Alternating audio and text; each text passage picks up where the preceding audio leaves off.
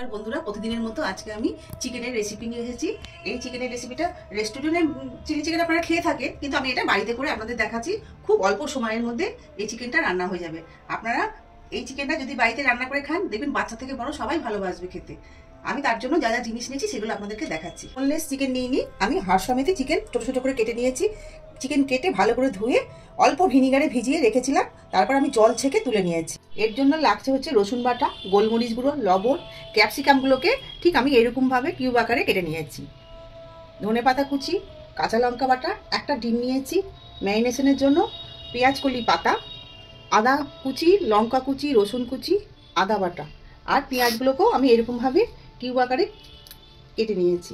এই যে আপনারা ঠিক এরকমভাবে কেটে, যেহেতু ছোট পেঁয়াজ সেহেতু 4 খণ্ড করেছি, আর বড় পেঁয়াজ হলে আপনারা এরকমভাবে 2 খণ্ড করে নেবেন।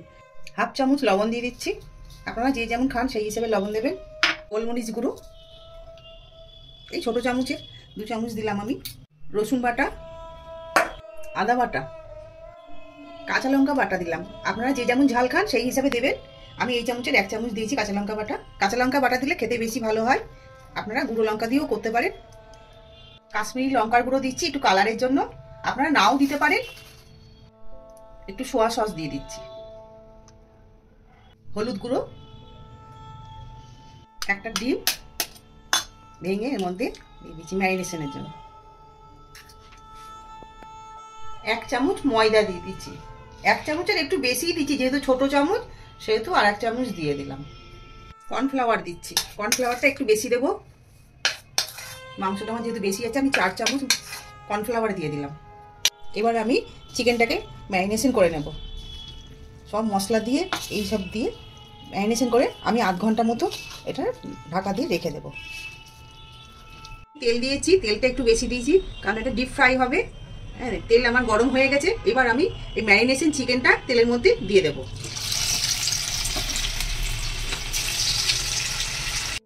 চিকেনগুলো আমি একটু লাল লাল করে ভেজে নিয়েছি। এই রান্নাটা খুব ঝটপট হয়, শুধু ম্যারিনেশন করতে যেটুকু সময় লাগে। বাড়িতে লোকজন আসলে, আত্মীয়স্বজন আসলে কিংবা বাচ্চারা বায়না করলে এটা আপনারা ঝটপট রান্না করে দিতে পারেন। একটা পাত্রে আমি সব সসগুলো মিশিয়ে নেব। 1 চামচ soya sauce, red chilli sauce 2 চামচ দেব,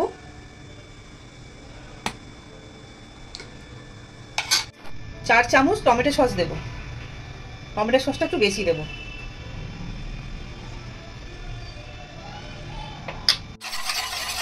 সবগুলো এইভাবে আমি একসাথে মিশিয়ে নেব।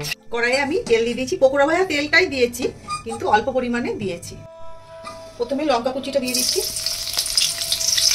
তারপর রসুন কুচি দিয়ে দিচ্ছি। রসুন লঙ্কা কুচি সব দিয়ে দিয়েছি। এবার ক্যাপসিকাম আর পেঁয়াজ পাতাগুলো, পেঁয়াজ কুচিগুলো দিয়ে দিচ্ছি। একটু লবণ দিচ্ছি, সসে তো লবণ আছে, ওই জন্য লবণের পরিমাণটা খুব কম দিচ্ছি। আর দিয়ে দিচ্ছি এর মধ্যে সব সস একসাথে মিশিয়ে রেখেছিলাম, সসটা দিয়ে দেবো।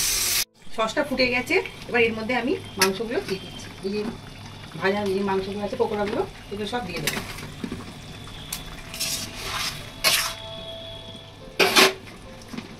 কলির পাতাগুলো ওপর দিয়ে আমি দিয়ে দিচ্ছি।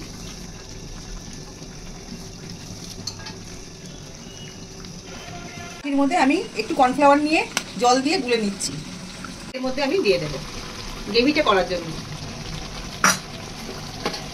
আমার চিলি চিকেন রেডি হয়ে গেছে। এই যে চিলি চিকেনটা তৈরি হয়ে গেছে, এই যে এবার আমি তুলে নিচ্ছি। ওপরে একটু ধনে পাতা দিয়ে আমি একটু গার্নিশিং করে নিচ্ছি। রেস্টুরেন্ট স্টাইলের আমি চিলি চিকেন তৈরি করে ফেলেছি। এটা খুব অল্প সময়ের মধ্যে হয়, আপনারা আমার মতো এরকম বাড়িতে করবেন, খুব ভালো লাগবে। এটা লুচি, রুটি, পরোটা, ফ্রাইড রাইস, জিরা রাইস সব কিছুর সঙ্গেই ভালো লাগবে খেতে। মাঝে মধ্যে মাংস রান্না তো অনেক ধরনের হয়, এটা করে আপনারা খাবেন, দেখবেন ভালো লাগবে। আমার এই রেসিপিটা যদি আপনাদের পছন্দ হয় তাহলে কমেন্ট করে জানাবেন, এবং আমার চ্যানেলটিকে লাইক, সাবস্ক্রাইব এবং শেয়ার করে দেবেন। নিত্য নতুন রেসিপি পেতে আমার চ্যানেলটিকে ফলো করবেন। আজকের মতো